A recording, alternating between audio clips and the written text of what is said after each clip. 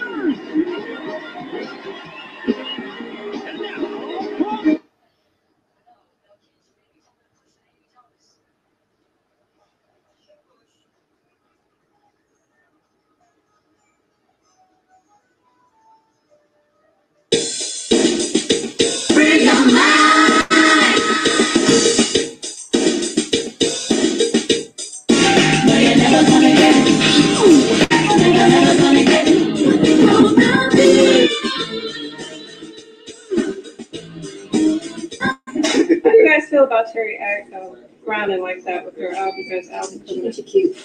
That's all I got to say. She crow. Terry thinks she's cute. Huh? Thanks, hon. She came out with a different attitude after that. Like a man to me. I remember when we did on film. That's old school. Life has changed.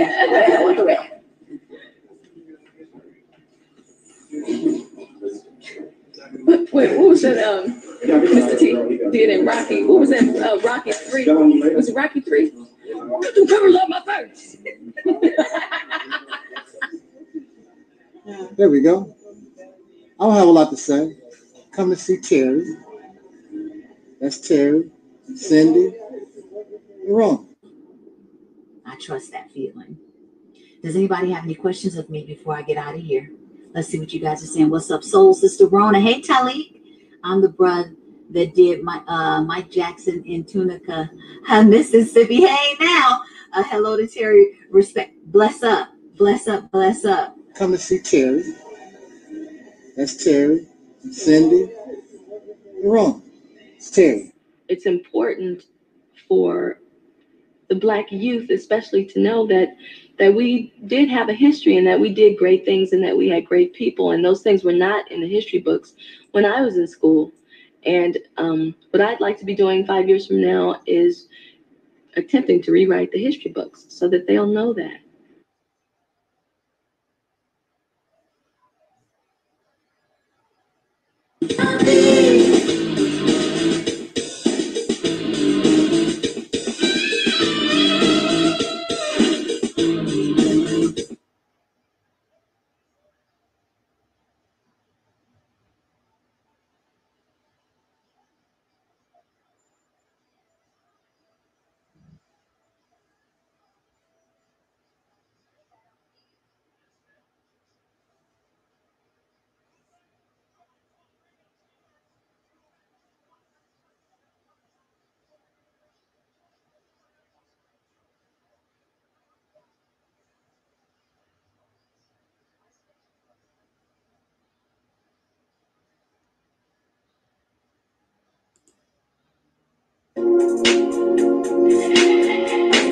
Everybody who is black and interested in black people, let us sit down and find out how we can get together in one direction against one enemy and accomplish this job overnight.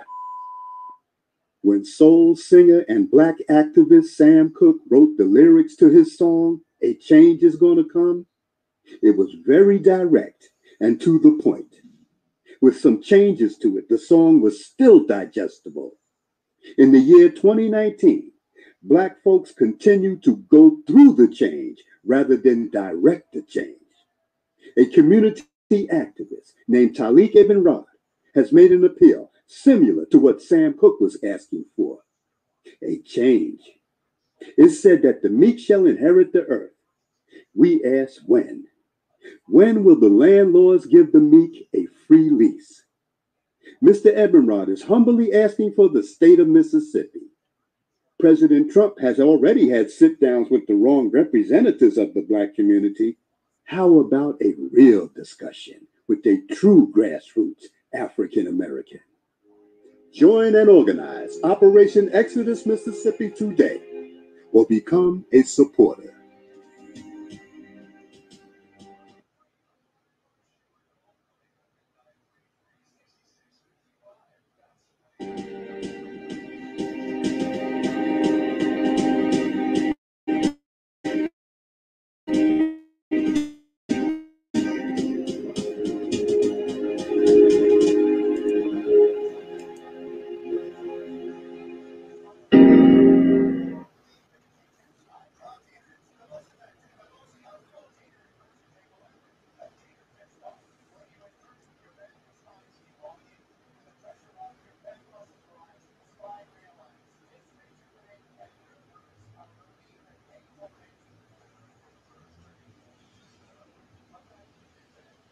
This is Dusty Basement Studios, and we approve of this message.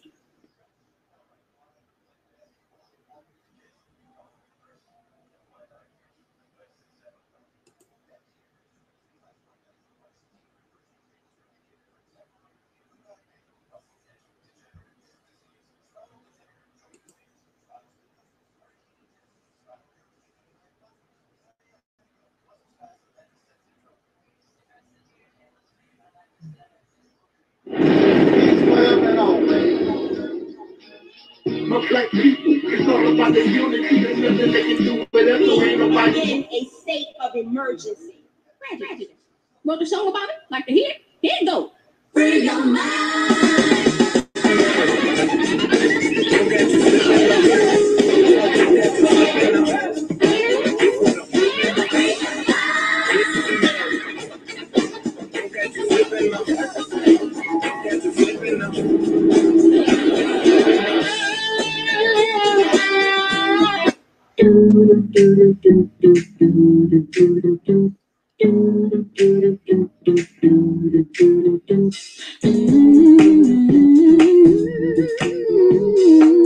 I keep it real. What you? Cause I keeps it real like that. I keeps it real.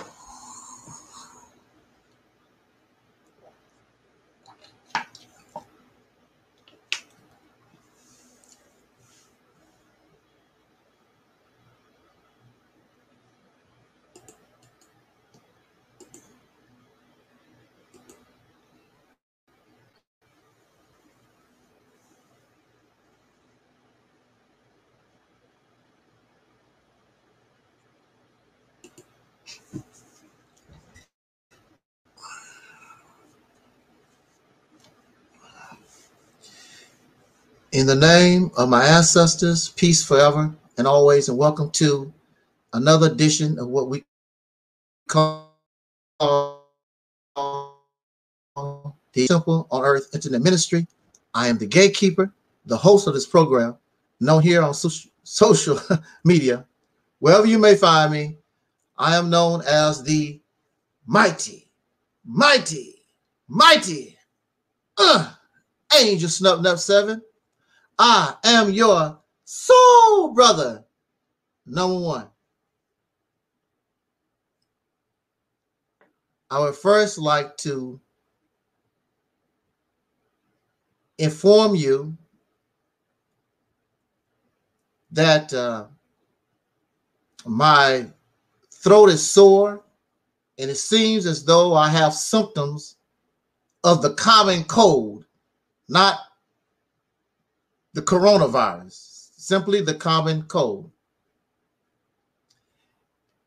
And I feel pretty decent. It's not too bad, but you can tell when you're trying to catch a cold.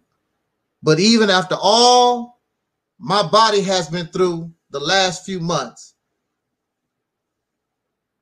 it seems as though I've healed to the point where I can still fight off, without any kind of medication, the common cold. I might take a cough drop later on or something for the sore throat. Might not even do that. Thank you so much, Deacon. Deacons of Reality is in the house, as always. I thank the brothers for always being here and supporting us on these spontaneous presentations. I sent a shout out to all those who support this platform. I sent a shout out to our brother Talib, Sister Noble, Sister Karen, Sister Ingrid, Brother Omar, even Brother Maurice Muhammad, all those who support this platform. I thank you so much for doing so. And we want to talk about how important it is that we support one another in spite of our differences, our beliefs, our ideology. It is very important. Send a shout out to the first dark-skinned activist, my sister Rashida Strober, and her baby daughter, little Lauren. I met them in person a few years ago, and it might be possible we might see each other again next month. I might head to Atlanta for this Malcolm X celebration. They wish to form a Malcolm X international holiday. It's according to how I feel within the next few weeks. I may decide to take a trip so that we can support that effort.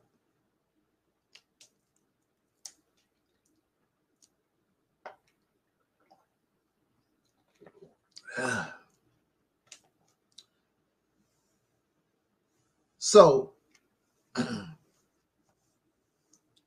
I don't want to keep you long. But we want to talk just for a few minutes on this particular topic.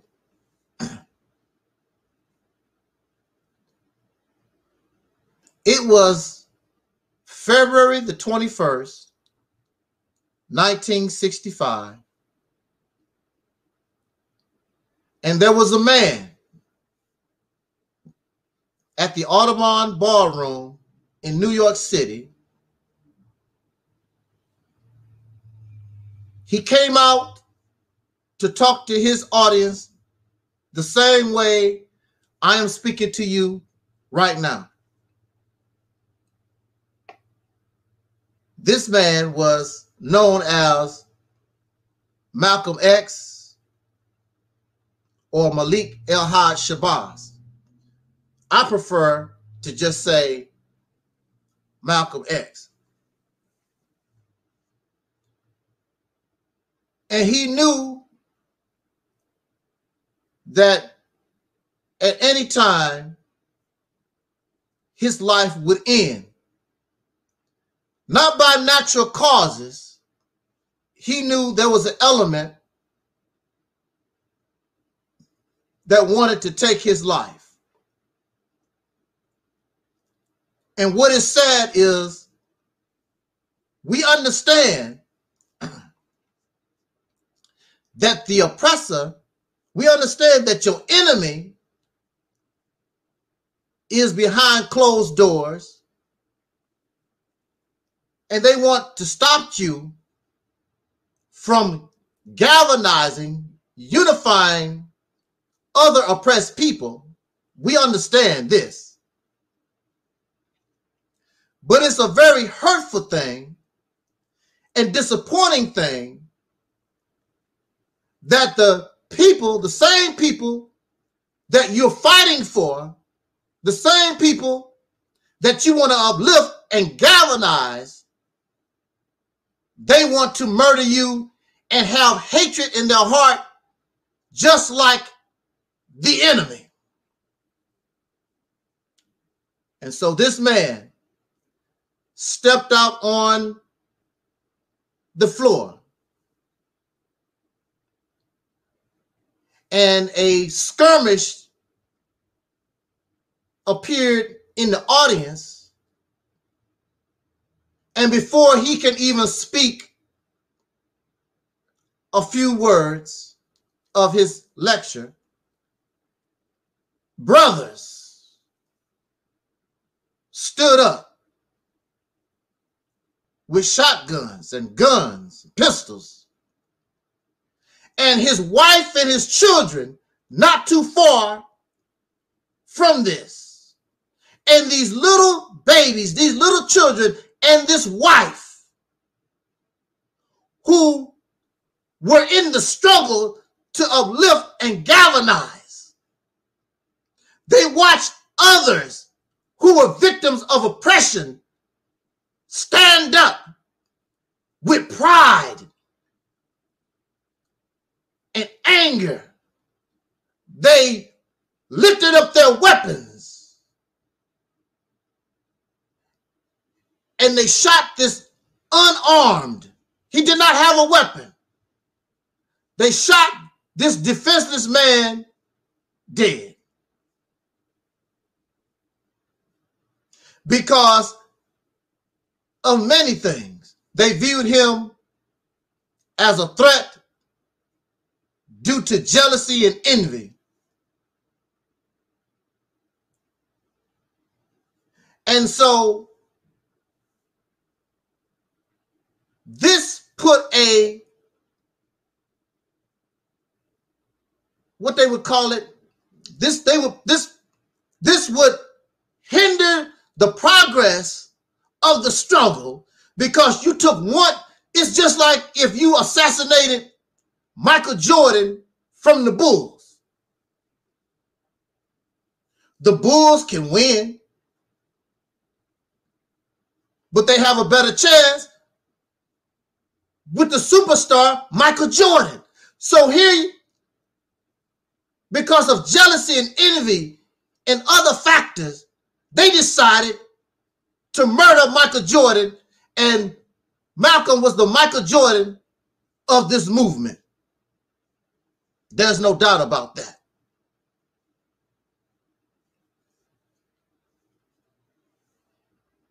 Again, you can win without Michael Jordan. The problem is you have to work harder. The problem is, well, the problem is you might not make it. You took out your own superstar. The coach of the Boston Celtics did not shoot and kill Michael Jordan. His own teammates assassinated him.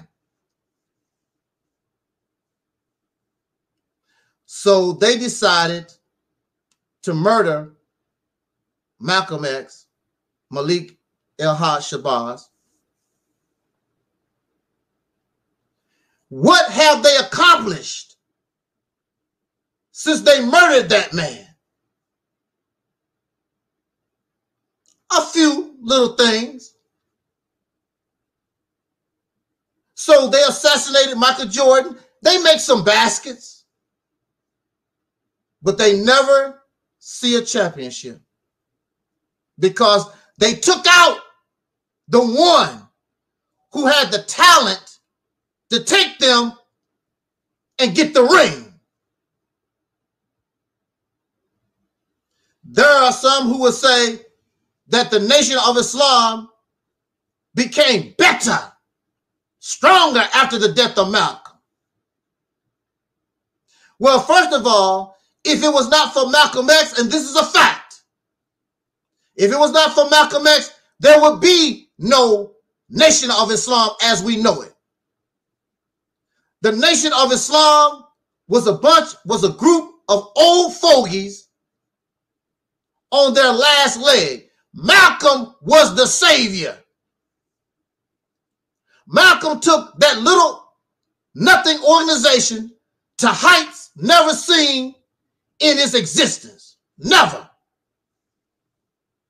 The reason why Louis Farrakhan, the reason why Khalid Muhammad, the reason why anybody can do what they done, because Malcolm was the pioneer.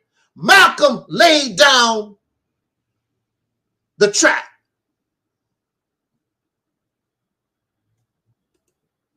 Malcolm did it. Even Master Fard Muhammad, the God, did not take the Nation of Islam to the levels, nor did Elijah Muhammad take that organization to the levels that Malcolm X did. And you stupid enough to take him out.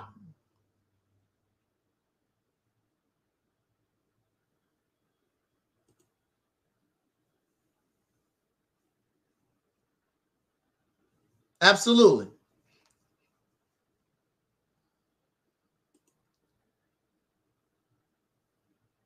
Do you know how much greater in substance? Because yes, the Nation of Islam still exists. The Nation of Islam, we still see it, but it's not of any substance anymore. It's more entertainment. There is no real success. Under the leadership of Louis Farrakhan, he never shows on Xavier's Day, like they did during the time of Malcolm, he never shows his progress during the year, what they accomplished in the year before Xavier's Day, because there is nothing to show. There is no progress. It's a show. It's all about praising Farrakhan and putting on this show. That's what it's about. Instead of, it's like eating an apple that has no nutrition. Tastes like an apple, look like an apple, but it does not have any nutrients in it. So you're eating the apple and you're not getting nothing from it. So your body slowly begins to die. And that's what you see out here in the so-called Black conscious community or whatever. You don't see life, you see death. Because they wish death on those of whom they despise and they're jealous of, and they don't want to grow. You make it harder for yourself. Most of these suckers do not give a damn about your liberation. They only care about their glorification. Want to buy a new house and new cars and swimming pools. And they finance all this from those who are sincerely looking for a way out. You sincerely want to change the condition, but the ones that you support, that's not what they are about.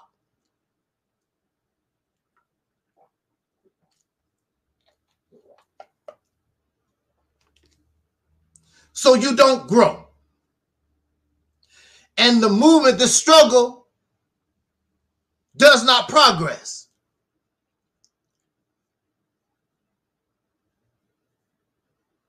Malcolm was a key.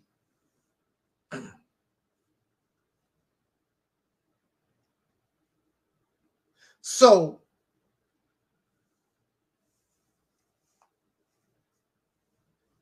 we have not yet to learn our lessons from the time of Malcolm. There are those who come to me all the time with all this history. 5,000 years ago, 10,000 years ago, 666 trillion years ago, or whatever.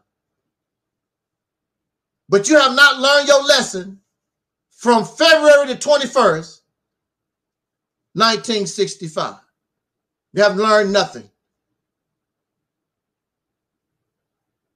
So here I am. We are. This little internet ministry in 2021. We are the Malcolm of 2021.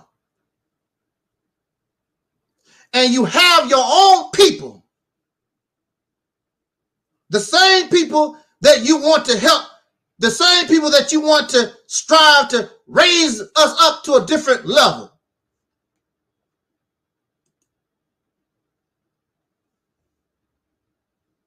They want to assassinate us.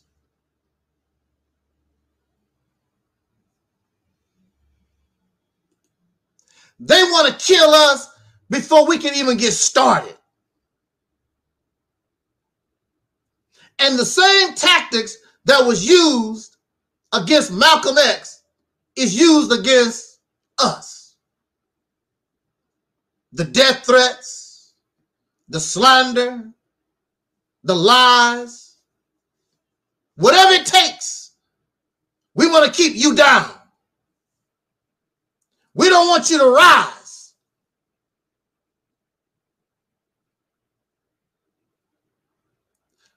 The Nation of Islam saw Malcolm X as a threat. So a news reporter asked Malcolm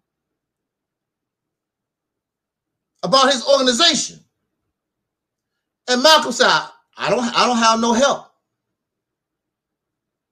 I don't really have no followers. I don't have nothing. Now look, Malcolm said, I don't have no followers. I don't have no help. What do we say here all the time? I don't have no followers. I don't have no help. But the Nation of Islam saw Malcolm as a threat because of his potential. And Malcolm X, unlike myself, Malcolm X has proven himself that he can raise somebody from nothing and make a something out of them. So he's a threat to the Nation of Islam because of his potential, even though he don't have nothing. We got to stop him now. We got to put a bullet in his brain. Why? Because if they follow Malcolm, it's going to take away from me. I can't have a big house no more. Less people praise me. I don't have nothing. But the bottom line is, it's about liberating the people and doing what is in the best interest of the people. So that goes to show you that the Nation of Islam and a lot of these groups only looking out for their own self-interest. They want to kill Operation Exodus Mississippi. They want to kill Angelsnup 7. They want to kill this ministry before I can grow. Let's kill it while it's young. Because it has the potential, if we let it grow too much, it's on and popping, and he'll take away from us because the only thing we're going to do forever is talk, while he's giving the people substance, something that is tangible. And what is tangible will always supersede what is talk. Let's kill him now. Let's cause Malcolm X aside on this Negro. And that's what you're seeing, and that's what I'm experiencing right now. One of the things that they done was they saw a problem between Brother Malcolm and his teacher. And they began to feed that problem. And unfortunately, even though Elijah Muhammad claimed to be the divine messenger of God, but you're not smart enough. You calling yourself the divine messenger of God, but you're not smart enough to see what your enemy is doing to you. You're not understanding that your own behavior is causing your own destruction, but you're the messenger of God. Now, I heard through the grapevine, I heard through somebody who said that they know somebody who was living and interacting with Elijah Muhammad during this period of time. So this is a disclaimer. This is third-party information. I'm just going to put it out there because it could be true. It could be true. It might not be true, but it might have some sense. They told me that during this period of time, that Elijah Muhammad did not feel a lot of malice against Malcolm. And he was willing to work to get his student and himself back online. The problem was members of his family and these crazy Negroes that was around Elijah Muhammad, they had got to the point, they were so filled with hatred. See, that's the problem with being a religious zealot. When you get involved in some of this stuff, it don't allow you to think. The only thing on their mind, he disrespect us. Just like if you on the subway train and you make a mistake and step on somebody's brand new white shoes, that can get you killed. I know when I lived in New York City for a while, you better, if you step on somebody's shoes, especially if they white, you better say, I'm sorry, I apologize real fast. Because people will kill you. You'll get sliced, you'll get shot over a mistake. Over a mistake. Got crazy folks out here. So they told me that the person said that Elijah Muhammad was afraid of the FOI. Hey. How you doing? I thought it was, honey, I thought it was going to be 4:30. Oh, my God. Okay, I'm good. I thought it was going to be 4:30. This is all good. It's all good. Yeah, it was 3:30. An email saying, oh, yes, I'm doing. Okay. Yeah. Yeah. Thank you, sister. Okay, I'm ready. Okay. Well, I was just in the middle of talking here a little bit here. I'll let you catch it. So, from what I was told,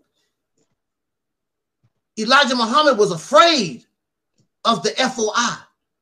He was afraid of his own people. They had gone crazy. They was beyond, and from the information that I was told, they were so crazy, if Elijah Muhammad did not go along with their hatred, their malice towards Malcolm, because it was also said that Elijah Muhammad told the people to leave Malcolm alone. Now, if that's true, why did they continue?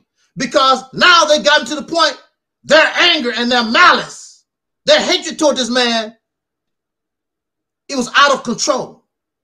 Even to the point, the person said that Elijah Muhammad was afraid of them, and he backed down and didn't say nothing no more. What can this man,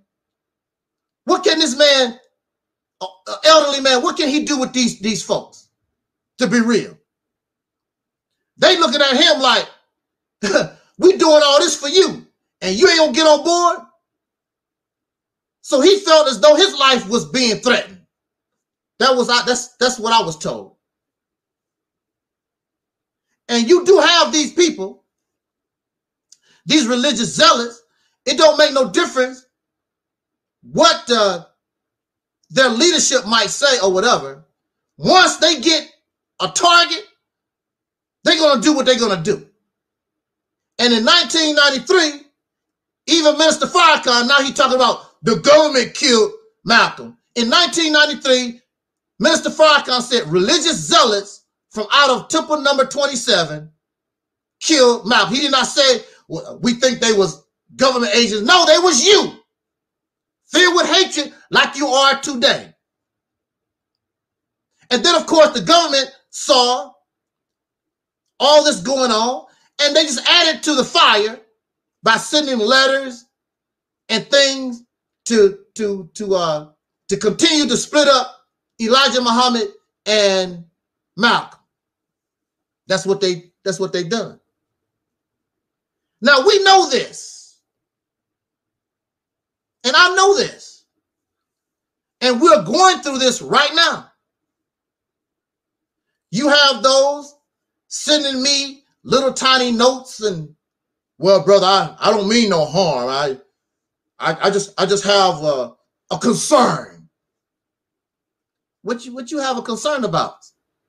Well, you know, Sister Noble, you know, she's over there and with Sonetta TV now, and she doing this, and you know, she you know, getting on board that train, and it just don't look right, and then you apologize to that Nepal lady. That ain't your style, brother. That ain't your style. You don't take down videos. You don't apologize. I know I've been following you for years, brother, and I donated to you too, brother.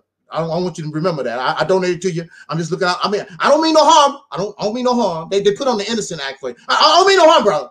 But I'm just concerned because I love you. I love you, brother. You know. So the same thing that they experienced in 1965, I'm going through the same thing. Folks sending me little notes out of concern for my welfare, because Sister Noble is out here and she's scheming and plotting, and she just used me to get a come up, you know, that type of thing. So it's the same thing. Now, Sister Noble is here, so whatever I say can be corrected because she's here. No, you ain't lying. You're not lying. That's why I was laughing. You're not lying. Yeah, so whatever I say right now or in the future, gonna continue the conversation. She's here and she could say, oh, that ain't how it went, and blah, blah, blah. I don't control nobody that come to this platform. There's nobody that come to my platform that say, and I told them, you can't speak a certain way, except when it comes to the profanity thing. I do step up and I might say something about profanity. But I don't tell people what to do. I don't tell people how to believe, what to believe. I don't tell you where to go. So Sister Noble is not my slave. And Sister Noble has a book she's trying to promote. Why can't she go to some other TV? Why can't she go wherever the hell she need to go to sell her book? I've done all I can. So why can't she go? It's not my slave. Brother Taalik can go wherever he want to go. You see the others done took off. Where's Gary? Gary, where are you, Gary? Where Gary go? He went off and took off. Brother Craig, where you at, Brother Craig? He gone. Did you hear me get mad or angry or upset? No.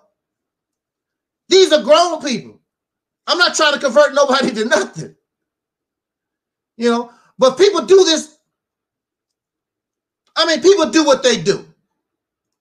A few years ago, I gave away, before I got sick, I gave away a little bit over $6 grand out of my pocket. Matter of fact, I wanted to give away that money, and I worked a little bit extra hard so I can get the money so I could give it away. That was the purpose. I wanted to give it away. So I get sick. Now I have not asked nobody for nothing, but I get sick and people ask me how can they help me. So I decided to get a Cash App, because I never had a Cash App or none of that stuff. I had a PayPal for years, but I never used it. And people actually make mockery because I get sick. I can't do for myself like I was. And they actually get angry at me for asking for help with this. Now it's an $8,000 medical bill. $8,000 medical bill. We're dealing with a lot of sick folks. Nasty, selfish, arrogant type folk. But all this to say, only 2 people out of all that $6 grand that I gave away back in a few years ago, out of that $6 grand, only 2 people donated to my medical fundraiser. But see, when I gave that away, it came from the heart. I don't care. But the thing about it, here I am. I'm in need. I could have kept that $6,000 in my bank. So now my medical bill would only be $2,000. Why should I give my money away to these people? But I did. But as you can see, now that I need help, nobody don't do nothing for me. And matter of fact, I gave $50 to that troll Alquan. You would think he would have gave me $25 or something to help me when I got sick. I didn't ask nobody for nothing till I got sick. But this is the mentality of what we're dealing with, the people that we're dealing with. Selfish, arrogant. Whenever they see strength, they see a threat. And we haven't even rose yet. Like Malcolm. Malcolm didn't have nothing, but he had the potential. Because as Malcolm rise, they fall. The threat is, as Angelsnup number 7 rise, all this other stuff is going to fall. They know it. You're not going to be interested in their books about Kemet and the Anunnaki and the 7th dimension and the spirits flying through the air in Sub-Zero X planet Numera X. You're not going to be interested in none of that stuff. You're going to be too busy actually building your nation, actually building a reality that you can touch, see, taste, feel, all that. All your senses can detect it because it's real. But the only thing they do is keep promising. They promise, I'm going to do this. We can do this. When is it going to get done? When is it going to get done? There's a brother, I can't pronounce his name. Taalik. It's not Tariq. Taraharahi. I can't pronounce that brother name, but he's a Moor. He's got a pretty big channel.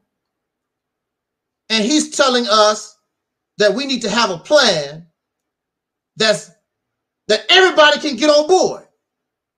I've been watching his videos and everybody talk about good ideas, good plans, but they're not bringing something that is inclusive where everybody can get on board. So I've been contacting him, and hopefully we'll be able to talk with him this weekend or at some time, and we can talk to him, because he said that there is no inclusive plan. Well, now we got it.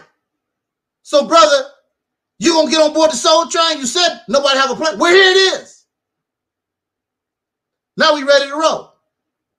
And see, there are many who understand that what we got is the real thing.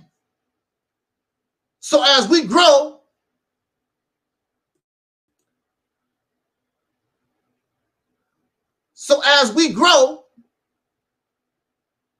they're going to fall, and they need to fall. And even that brother was talking about, you need to fall because we need something that can bring all of us up. Not a little bit of this over here, a little bit. We need something that can, all of us can grow up.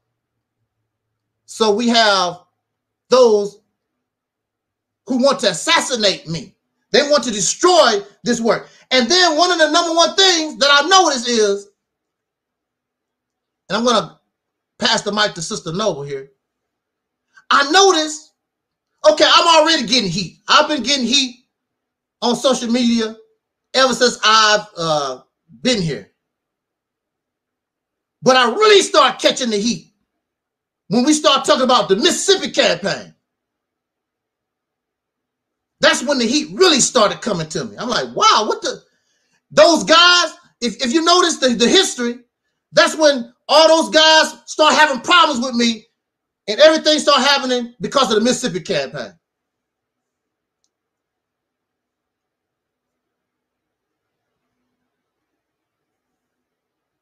So, and that's because the Mississippi campaign has the potential, like Malcolm had the potential,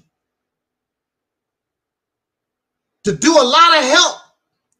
But like the brother said in the chat room, we have this crabs in the barrel mentality.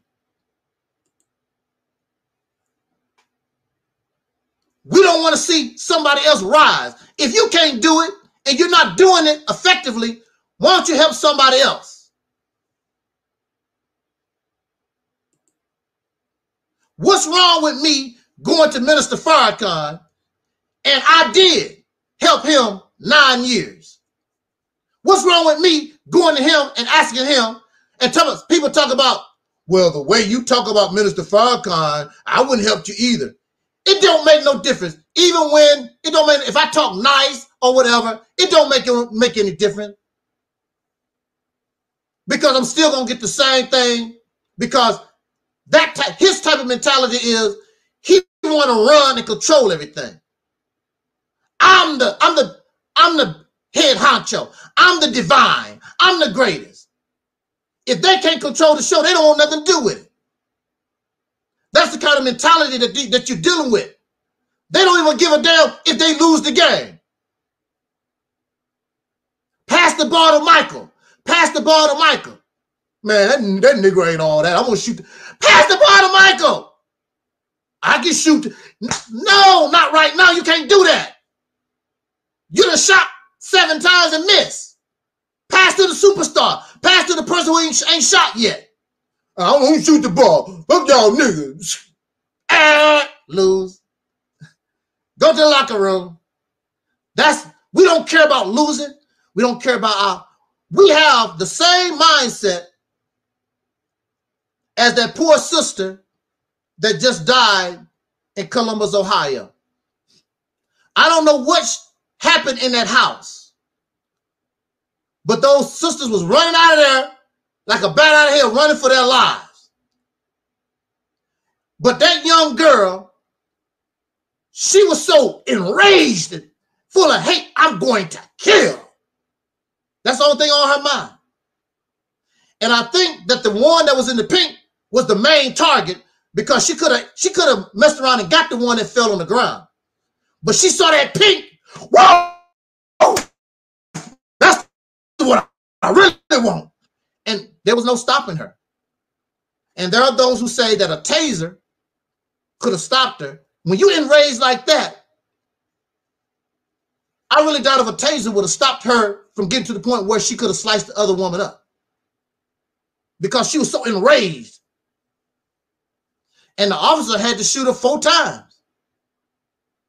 But I'm talking about here, the rage. And that's the kind of thing that we have among ourselves. We hate. Ooh, I hate. And you ought to hear them talk about me sometimes. I'm like, damn, what the hell I do to them? I mean, you can hear their hatred for me. Damn, what the hell did I do? The same kind of anger and hatred that young girl had for her. I don't know what happened in that house. But when you get when you get angry like that, you don't think. So she could not hear when that officer said, put the knife down, drop the knife. She didn't hear nothing. Only thing on her mind, I'm going to kill. And unfortunately, she lost her life. And that's how it is with us right here. We're losing our life. We're losing our lives because we won't drop the knife. This crabs in the barrel mentality. We don't want to give other people a chance because we're jealous and envious of others that they might outdo us. But if you really cared about our liberation, you wouldn't care. Because you want to see the people liberate. The picture is bigger than you and me. It's about the liberation of an oppressed people. But no, now it's personal. It's about you and me. I'm not going to let you stop. The Nation of Islam was not going to allow Malcolm to grow because he would take away from them. That's what it was all about. And so I can't live in this big house like I used to. See, what a lot of people just ignore about the Nation of Islam, a lot of the Nation of Islam really was corrupt. A lot of them was drug dealers. They was probably part of sex trafficking. They was doing a whole lot of stuff during the time of Malcolm. They didn't want Malcolm to become leader, mess around, be leader or whatever, because Malcolm was going to stop all that stuff. They was stealing from their own businesses. They was roughing their own members up. They want to put on this show like the Nation of Islam was this beautiful, holy. No, it wasn't. It was filled up with criminals. And Malcolm said it. He said, criminals don't corrupt the organization. Because where did Malcolm come from? He came from jail. The majority of the members of the Nation of Islam, a lot of them, they came from jail and prison. And even though they put on a bow tie and sold bean pies, they still had that gangster criminal mentality. And in the Nation of Islam, you're taught not to carry weapons, that God will protect you. Them niggas didn't give a damn. They went out and got their pistols and knives and whatever. And a lot of them was still eating pork. A lot of them was still drinking and smoking. Y'all, they put on this picture and they still doing it today. Here you are, you've been eating pork all your life. You think all of a sudden most of these people just gonna throw pork out the window. You know good and well, a lot of these people still eating pork because they liked it. The only reason why it was easy for me, I didn't really like pork anyway, so it was no big deal. But a lot of people like pork, and they still eating it. They still eating pork, and they still drinking. Like I was telling you about that so-called ex-wife of mine. She was smoking weed and drinking liquor, a whole lot of it, and smoking weed. And then talk about, assalamu alaikum, brother. So, don't show me no concern.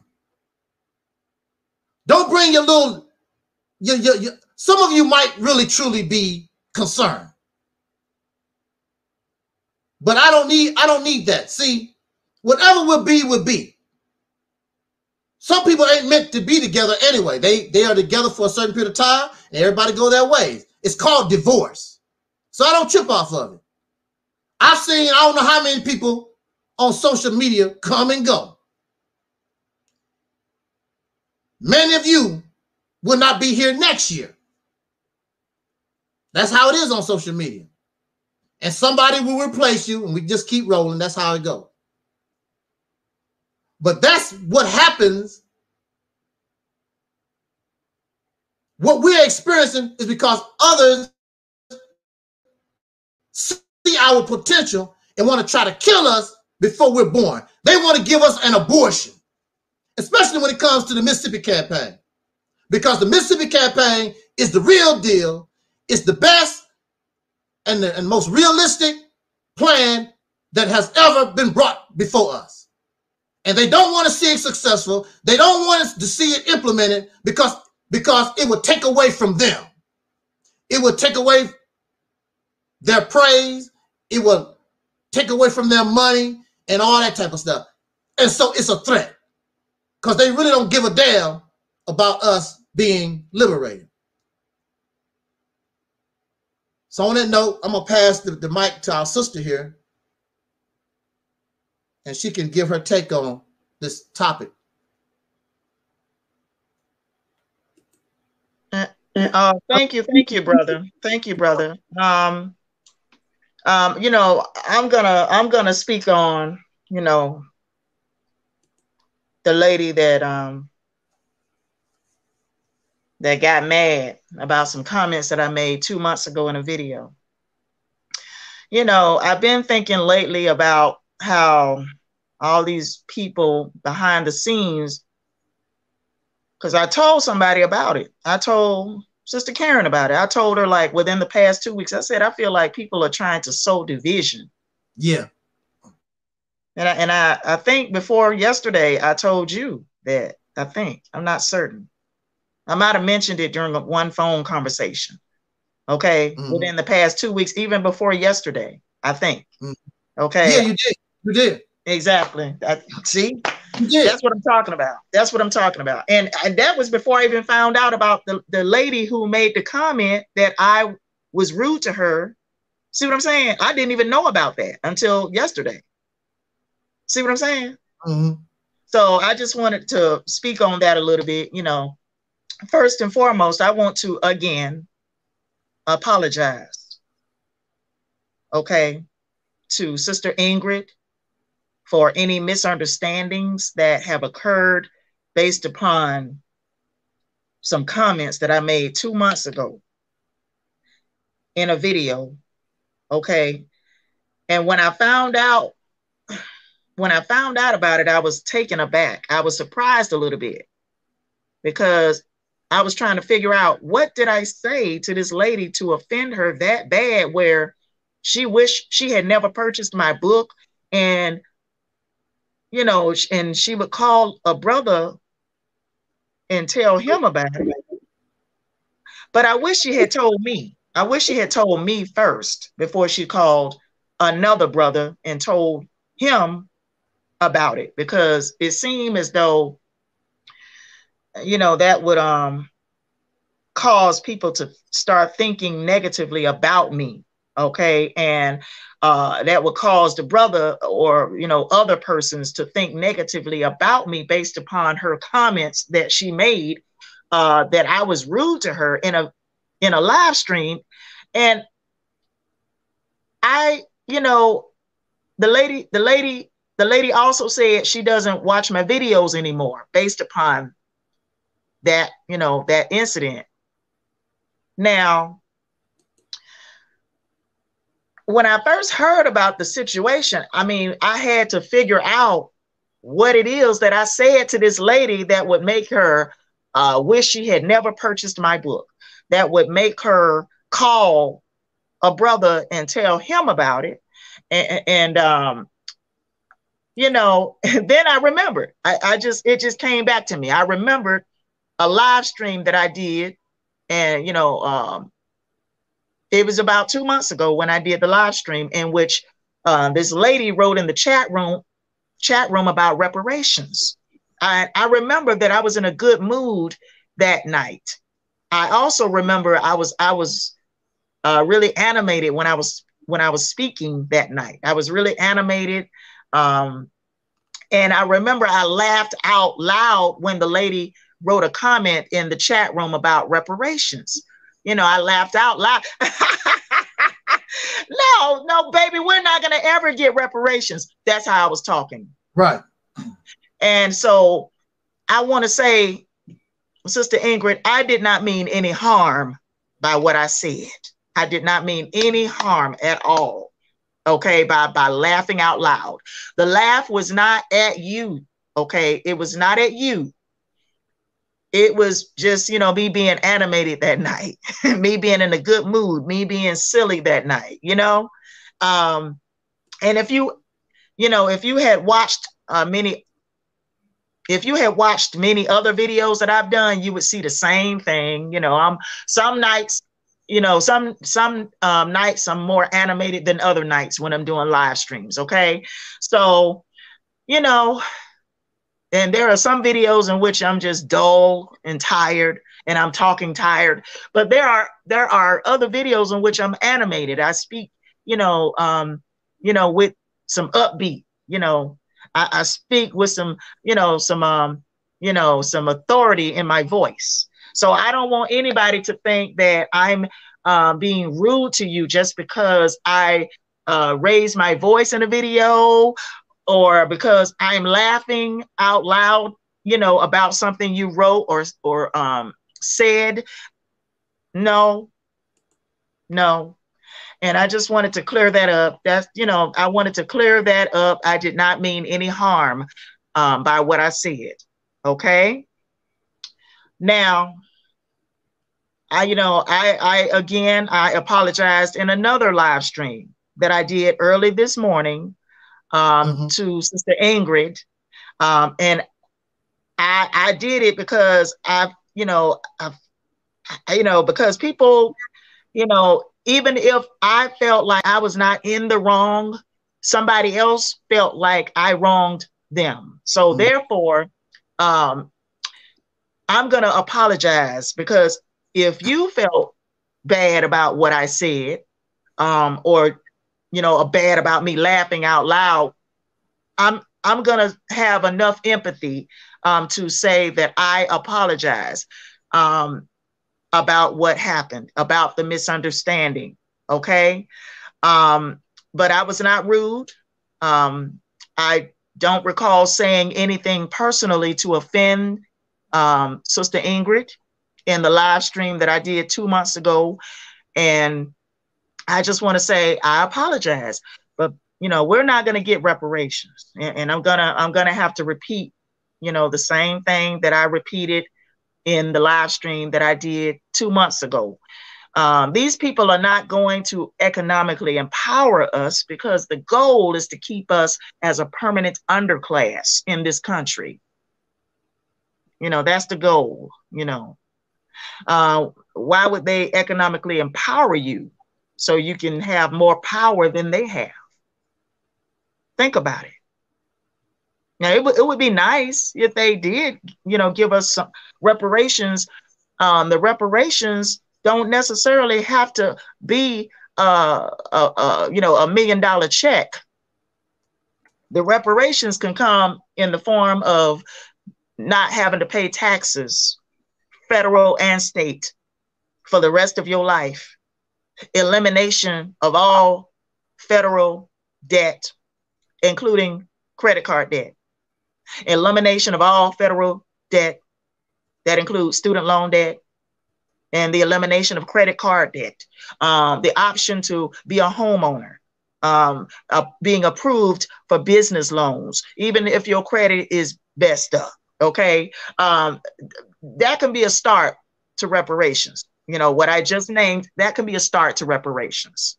Also, giving you the option to purchase homes and land, giving you up to a certain amount of money. Like they just passed a bill in Evanston, Illinois, giving reparations to Black residents who were descendants of those affected by racial discrimination and racial discrimination between the year 1919 and 1969 and who were residents of Evanston, Illinois during that time. They just passed a bill in Evanston, Illinois, okay, giving Black residents of Evanston reparations in the amount of giving them like up to $25,000 for home ownership, home improvement, okay, home improvement, and also mortgage assistance. So these people, you know, yeah, they do owe us reparations. I feel like they do owe us reparations for enslaving our ancestors and for the Jim Crow laws and for the racial terrorism and for the destruction of Black towns and for the racial discrimination in housing and, you know, they do owe us reparations, racial discrimination for all of that. But I just wanted to clear that up today in this live stream. And, you know, if anybody has a problem with me, can you just, you know, please email me? Can you please email me at parishalberta@yahoo.com? Taalik, can you put that up? Can you put that up? parishalberta@yahoo.com? Because I would rather you email me and let me know rather than to sow seeds of discord. I would rather you just email me and let me know rather than to call and email my brother Talib and email my brother Taalik and you know, tell them that, you know, they need to watch me and tell them that I don't need to be on your program no more, and you know, stuff like that, because I've been on Sinetta TV and because I've been on the Shadar program. And guess what? I'm gonna be on the Shadar program again today as a co-host, you know. So you know, just, you know, email me if you got a problem with me, you know, instead of, you know, trying to sow seeds of discord. Okay, because I know all about that, you know, because that's what people did at my church that I attended since the late 1980s. Okay, they was good at that, you know. People in the church spreading rumors about people and stuff, you know. So I know all about, you know, when it comes to people you know, spreading rumors and lies about you and trying to get people to look at you in a different light. It's, you know, I know all about that. And before you do that, please email me at parishalberta@yahoo.com. Thank you. Okay. Also, I just would like to say, you know, I want to hit on Micah Bryant. I got to. Micah Bryant is only a microcosm for all the issues that we as a nation, I'm talking about we as a nation, the United States, the United Slaves of America, are dealing with when it comes to mental and emotional illness in this country. I got to put that out there.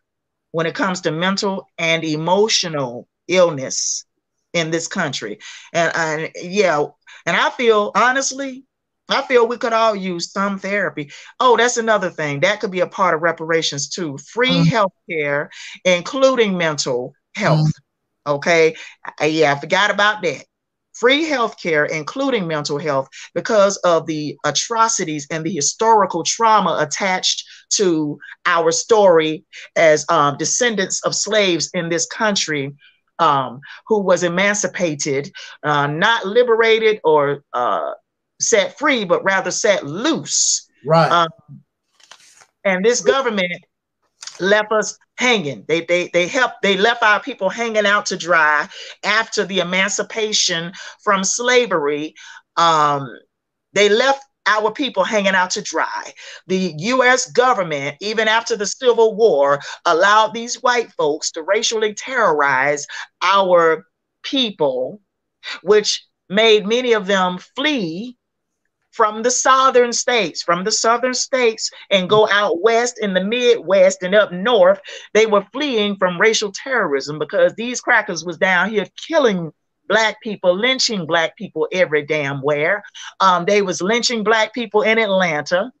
Okay, right where I live in Atlanta. They was lynching black folks in East Point, Georgia. I got to go there. Okay, I got to go there. They was lynching black folks in East Point. They was lynching black folks in Stone Mountain, Georgia. They was lynching black folks in Lithonia. Now, these are recent, cities that were named, Lithonia. Those are recent cities, but going all the way back.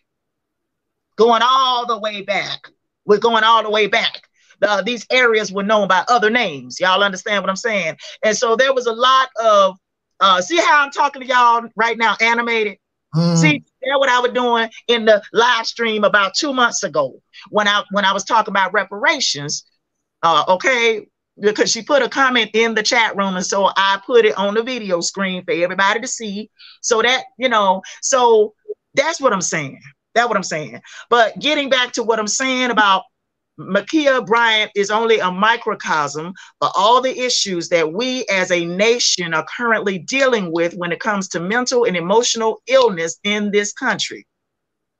This girl was in a foster home at the time that she was killed. Okay. Why didn't her mom have full custody of her daughter? The girl was already failed a long time ago before she lost her life while in the act of committing a criminal assault against the woman in the pink outfit, even though the woman in the pink outfit was the original assailant. Those two older women were the original assailants, and they probably attacked that girl inside the home. They probably did try to stab that girl inside the home. You know why I say that? Because the girl was too damn angry. Yes. That girl was enraged. That girl came out of the house enraged at those two older women. The 911 call, I was told, was made by Micah Bryant. She said that there are two grown girls trying to fight us. That was her and her younger sister trying to fight us, stab us, and lay hands on our grandma. Get here soon. That was she told, the 911 caller. Okay. The girl grabbed a knife, trying to defend herself against them two bitches. That was the original assailants inside the home. Okay. She grabbed a knife while she was inside the home to defend herself against the two older women. And she ended up losing her life because she came outside with the knife in her hand. She kept going after the two older women with the knife in her hand. The police officer saw the knife while the girl was getting ready to stab the woman in pink. And he fired his service weapon to neutralize and stop the threat. They are not trained to shoot your ass in the butt or the leg, okay? The White House has decided to attach systemic racism to this shooting of Micah Bryant. And this doesn't look like systemic racism to me, okay? Now, with that being said, I'm going to pass the mic.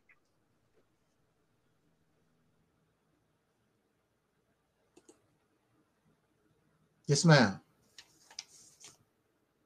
Well, I think actually we've said everything that needs to be said. I have a couple of more points I want to make real quick. And I got somebody that's in the studio. I told them they can show their face, they can join the conversation because we know who that might be. So not interested in talking, bringing them on. Matter of fact, that's what I'm going to do from now on, really. If you don't want to show your face, you don't need to be on this platform.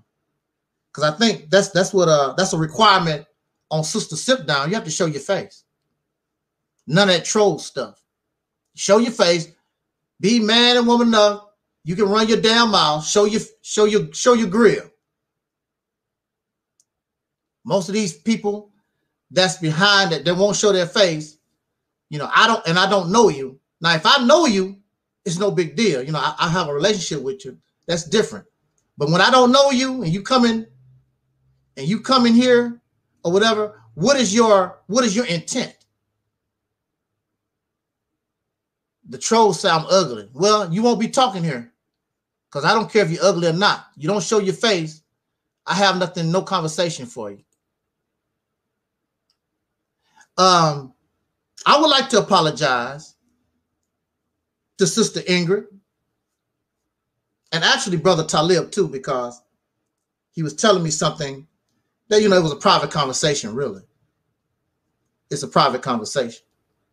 And I slipped. But I shouldn't even have to go through that, because so I'm going to just make this clear for anybody that deal with me. Sister Noble is my sister. Sister Karen is my sister. Rashida is my sister. Talib and whoever else that combine here and come on this platform, we family. Whatever you got to say, don't tell me nothing about Sister Noble and she don't know nothing about it. All that gossip and slander. Because if you got a problem with her, why don't you come to me? No, why don't you come to us? If you don't want to do it by yourself, come to us and let's talk about it. Let's do that. Because it looks creepy when you come to me whispering stuff in my ear and she don't know nothing about it. So that automatically, what is your intent? Why are you here? Because I'm not forcing nobody to be here. If you don't want to be here, you don't want to, go ahead on about your business. But I'm not going to let you say something to me and you haven't said nothing to her. That's some creepy stuff. I don't like that. You're not going to talk to me about Talib. I'm going to tell Talib you told me. Now all of a sudden, you look at things differently. If you said something to Talib, he's going to bring it to me. He's going to bring it to me. If you said something about Sister Noble, I won't bring it to her. So I guess it really wasn't a slip, because she deserved to know. If you don't want me to talk like that, if it's really we can have a private conversation, but it's not going to be about Sister Noble or Talib or whomever. It's not going to be about that. And when you start talking about people and you want to be undercover, if you think Sister Noble is an agent or whatever, well, let's have a private StreamYard. You come here, bring your evidence. Well, Sister Noble, I think that you're agent, and I got this information. We can do this behind closed doors. And every time they see us, we still together. If you real. Because maybe you might have a concern. If you're real, we can do that. But when you're not real, Sister Noble, Taalik really jealous of you, and he trying to, he want to try to use you, and he's saying that he made you and stuff like that behind my back, and that's what we do. Hey, what's up there? There go my brother Muhammad. Mississippi Initiative in the house. Oh, they hate it. They hate us being together. They were like, because that was like impossible. What they don't understand about Brother Maurice is that Brother Maurice is your brother. Brother Maurice will not tell you that he's perfect. At the end of all his conversations, Brother Maurice said, you kill the nigga in you, I kill the nigga in me, and our God will reign supreme. So he knows he's not perfect. Brother Maurice said all the time, I'm trying to grow here, y'all. I'm trying to grow. But then you got people around you don't want you to grow. They want you to stay on the same wacky ass, immature damn level. That's why we can't go nowhere. We can't do nothing. We should be supporting one another. Matter of fact, I brought to Brother Maurice, I was thinking that we should have like a marathon, like 8 hours or so, 5 hours or so, to get funds to help him in Mississippi. I could start off, do my half hour, Sister Noble be next, and we do everybody on the platforms. You do your hour or your half hour, whatever, and we do it. We're doing it to raise money to help Brother Maurice in Mississippi, help the Mississippi Initiative. What's wrong with that? It's a growing process. Brother Taalik would tell you, I'm not the easiest person to get along with because I be in my mood. Brother Talib will call me sometime. I'm all grumpy and whatever. Even Sister Nova, I get grumpy. I get grumpy, and sometimes I am not perfect. I'm not a perfect person. I go off on my own family members. Why you go off on me like that? Oh, he's in one of them grumpy moods. I'm not trying to do you no harm. I just be grumpy. I'm a grumpy old man now. I just turned 58 and gonna get grumpier. And I can't take the nonsense. I'm not patient like I used to be. I'm not patient like little children. I don't want little children around me no more. When I was in my 30s, 40s, or whatever, I could play with the little children. I really can't stand little children. I can't do that no more. I'm just grumpy. I don't like that. And some of y'all have a childish mentality. I don't want to be around you either. I would rather be with the little child than some of y'all. You have a really immature mentality. I don't like that. I'm too old for that. I'm grumpy. I don't have the patience. Kiss your little knee and play with you like you. I can't do that. I'm too old for that. I can't do it no more. I'm grumpy. I can't do it no more. So they say I'm jealous of certain people. He's jealous of Sister Noble. She doing her thing. Like she growing bigger than him, and he jealous of Sanetta. He jealous of Taalik, and he jealous. Okay, I'm jealous, but during the years, I have videos from Sanetta that he don't have. I copied videos from his channel when it was Black News 101 that he don't have, but I'm jealous. I'm helping promote him. The brother Elder Rashawn DeLay. I got some of his videos when he first came to YouTube that he don't have because his channel got terminated, his original channel. But I'm jealous. Why am I, if I'm so jealous, why am I the one that's promoting everybody? Now, ain't nobody promoting me. I could care less. But I'm promoting everybody. I have videos, Sister Nova will bear witness, because she took her channel down. And the videos that you see, her Sister Nova's old video, that come from me. I didn't get it from her channel because she took down her channel. I was promoting everybody because that's what we're supposed to do. It don't make no difference. And then anything that you say that I could agree upon, that's the videos that I really would push. And so you can't tell me out of all the talks and things that I say, you can't agree with nothing Angelsnup and them say. You can't push and promote me. But see, that's me. Because I'm about brotherhood. I'm about sisterhood. That's me. And whether they support me or not, I'm going to still keep trucking. You even see videos right now, mirror videos of the brother, what's his name? The Prophet of Doom, the Mad Head Doctor. I'm still doing it. I'm still promoting folks. But that's just how I am. I'm not jealous of nobody. Jealous of what? We all slaves. I'm jealous. We all slaves living in America. You might have a little more biscuits than I do. We all slaves. I'm not jealous of Oprah Winfrey. She's a slave with a swimming pool. So what? We all slaves. You don't make no laws. You make no policy. You have no power. You have no control. What is there to be jealous of? You get your water from the same white man I get my water from. You get your electricity from the same white man I get my electricity from. What is there to be jealous of? There's nothing to be jealous of. So yeah. See, Brother Maurice can bear witness. I have some videos on some of these my other channels that because Brother Maurice made a video in support of the black woman. I still got that and some other ones that Brother Maurice did on his channel before it got taken down. And I push others.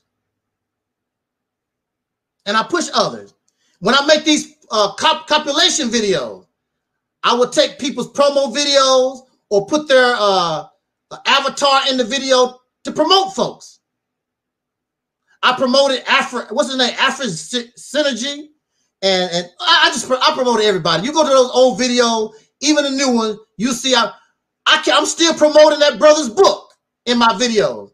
What's the name of that brother's book? Racism, 3 Steps to End Racism. I'm still promoting his book. So I'm jealous of what? I want you to be successful. I want us to grow, because the stronger we get, the stronger we get, the stronger I get, we get strong together. But you don't see that because you're only looking outward for your own personal piece of the pie, not willing to share. But that's what this is about.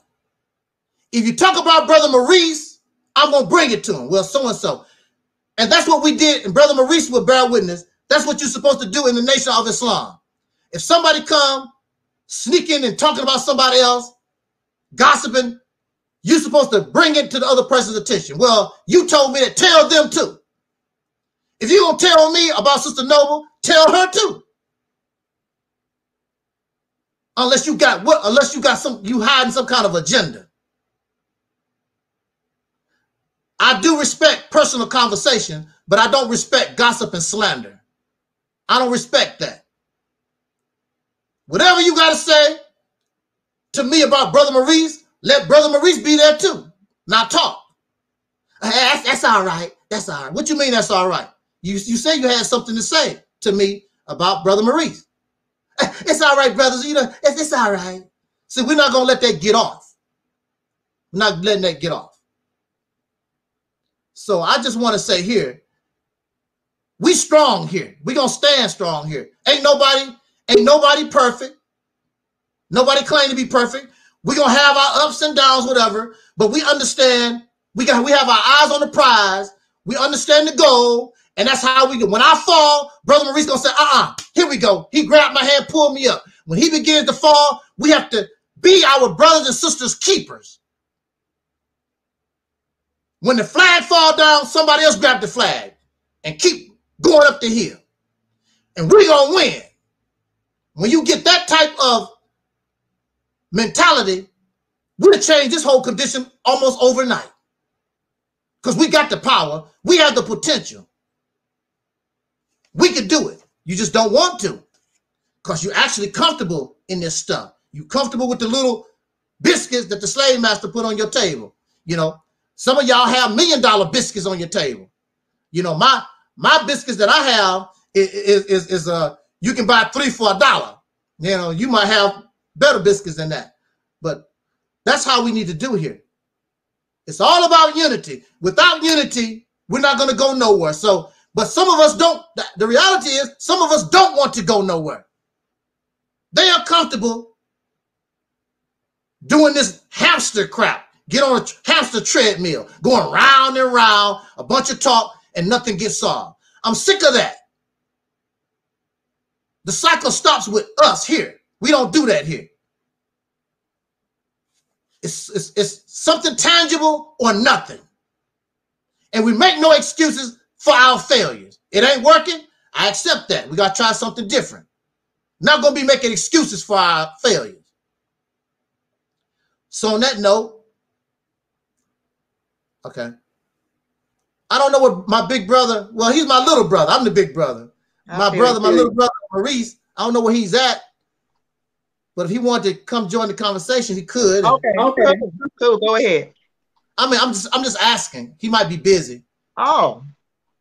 And Sister Rashida wanted to come and say something real quick. Yeah, you know, yeah. Any of our people can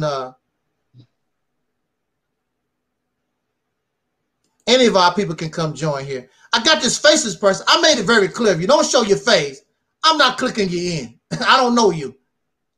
So I don't care nothing about your opinion. And they writing away. Look at the private chat. That's what I want to address. Yeah. That's what I want to address. Yeah. let me address this right quick, and then anybody else can, come in. Welcome to join. Yeah. I got to address this comment made by Leaf Guard about Black folks who gotta quit begging here. If you don't have it together, you'll never have it together. First of all, sir, why shouldn't we get donations for this content and these messages that we're disseminating while YouTube makes billions of dollars off online content? Mm-hmm. Why shouldn't Black people get a piece of that money? Many people use the internet to earn a living. And why can't we? Why can't we use the internet to earn some money, to earn some internet YouTube wages? Why can't we use the internet, okay, to earn money, to get donations? Why must Black people not ask for money when we are donating a lot of our time, effort, and energy into creating all this content for you guys and disseminating all this information? Lifeguard, not only do you sound jealous that people are noticing our content and been paying attention to our platforms, but that other people also are paying attention. Not only do you sound jealous that other people is grabbing on to Operation Exodus Mississippi, grabbing on to, you know, the possibility that we could consolidate power in a specific state if we all unify. Okay, but people like you is the reason why Black people like myself, like Taalik, and like Maurice Muhammad, and like Rashida Strober are not getting the funding and the donations that we ought to be getting from those who have followed our platforms or have seen our videos. But all this content and these messages we're disseminating, and all this time, effort, and energy that we are giving to you guys on a regular basis. You sound like a crab in a bucket. You sound like a crab in a barrel. You sound like you don't want us to have any money or get any donations ever. You have a slave mentality, and you need to change that mentality and stop being jealous that people may be giving us donations that perhaps you're not getting yourself. Many people are making money online, doing online content like this. And YouTube is making billions of dollars off of that online content. Why shouldn't we get a piece of that money? Why shouldn't we all be monetized? We all should be monetized. Any type of content that you make on YouTube, I don't care if YouTube disagrees with that content.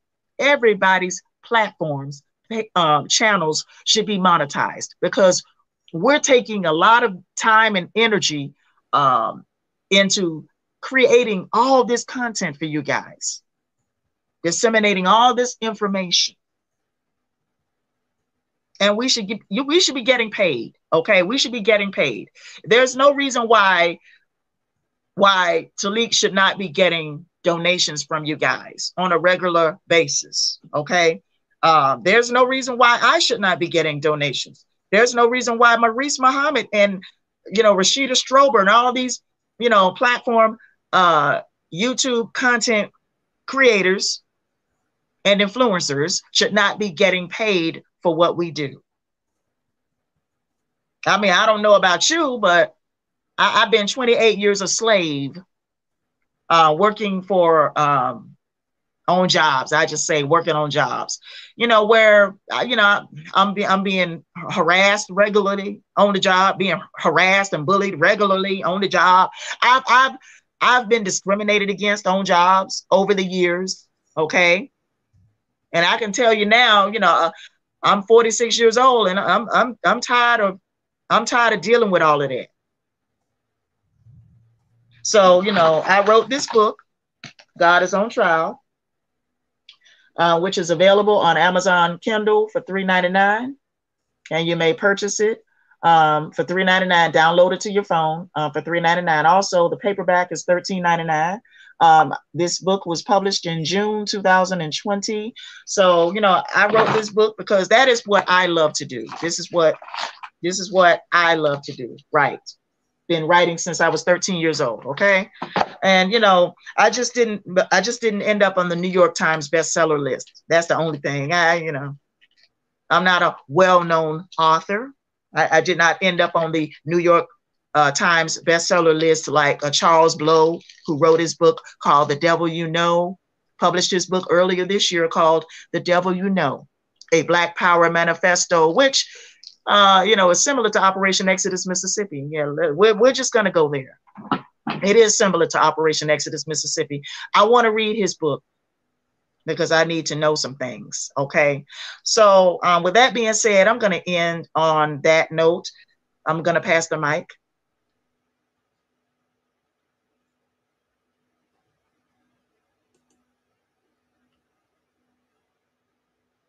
Yeah, you got the troll trying. He want to, our troll friend. He can't see you, and then they want to turn around and talk about they're not a stalker. You're a stalker, sir. I don't even want to waste a lot of time with the stalker.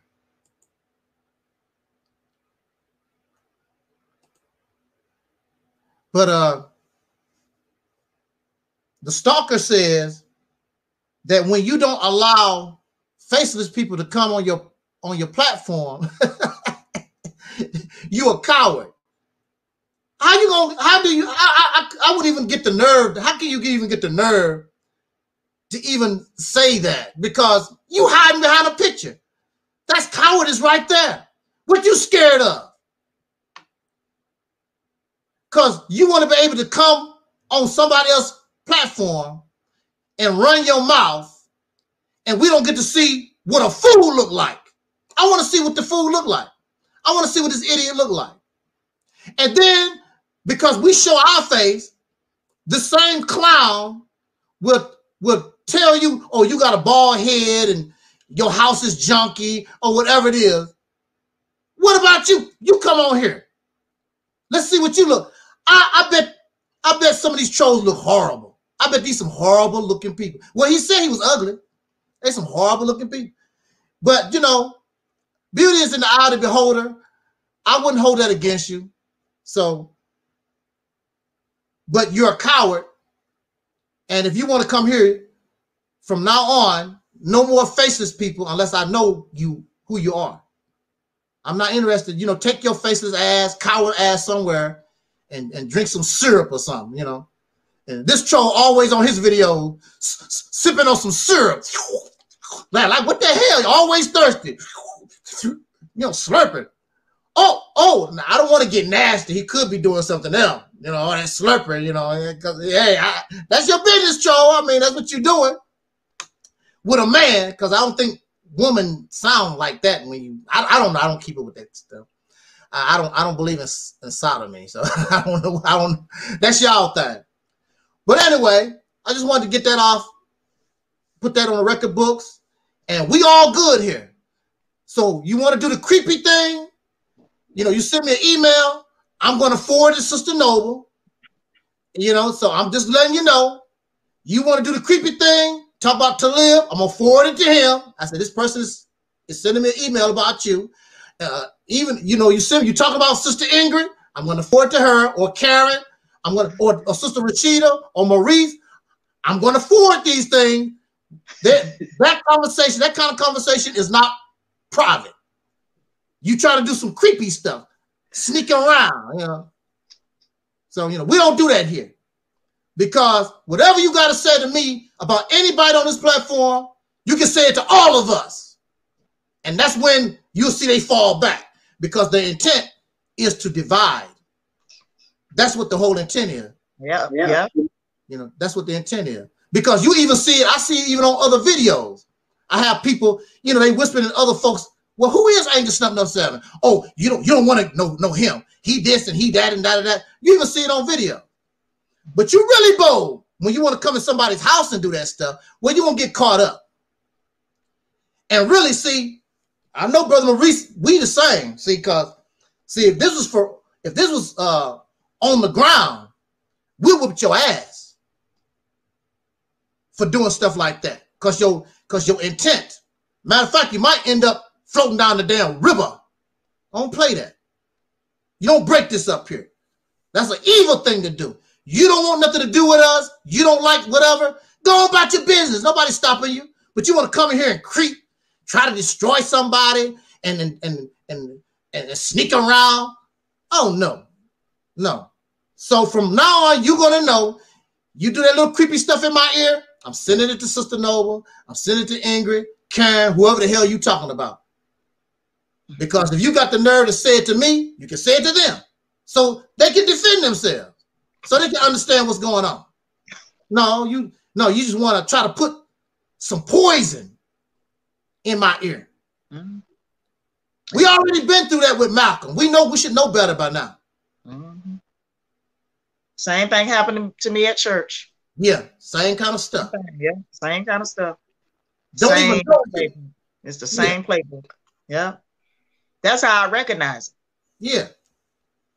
And I want to tell Sister Rashida, she said my book is worth way more. I want to say thank you, sister. Thank you. Yeah. Absolutely. You know, we support one another here. Yeah. And it's according to how I feel. I might be in Atlanta for that Malcolm X thing. Yeah. See how things go. If my money is right, and according to how I feel, I'll be in Atlanta. You know, maybe it's on a Saturday at that. I might be at work that Saturday. Yeah, so we need to find out what's up with that. Yeah, yeah. But anyway, I thank everybody for listening. Thank you, Brother Maurice. Thank you, Sister Rashida. The Deacons of Reality always there. Deacons of Reality and Brother Phil. It was somebody else, I think, in the chat room. If I missed you, the chat stuff is so long. And I want to thank everybody for joining us. I appreciate us. And until next time, as important, I wish us love, peace, and we out. Where's my little thing? I like playing with that little thing. Oh, there we Lord. go.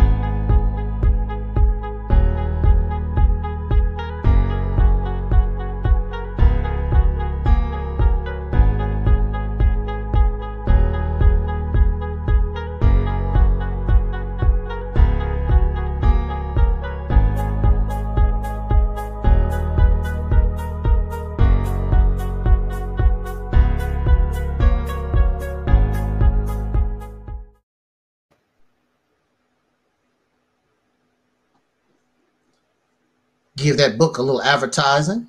Yeah. I got to go up the street right quick, and then I'm gonna come back and get ready for Sister Nepal. I have no idea what they talking about tonight.